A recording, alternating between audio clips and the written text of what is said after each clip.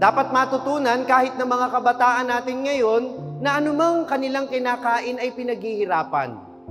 Kaya dapat, ngayon pa lang, ay turuan na natin silang maging masipag.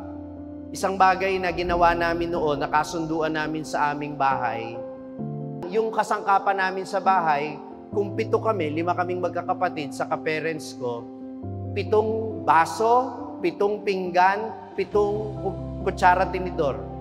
Pagka hindi nag-urong ng tanghalian, walang gagamitin sa hapunan, magutom kayong lahat.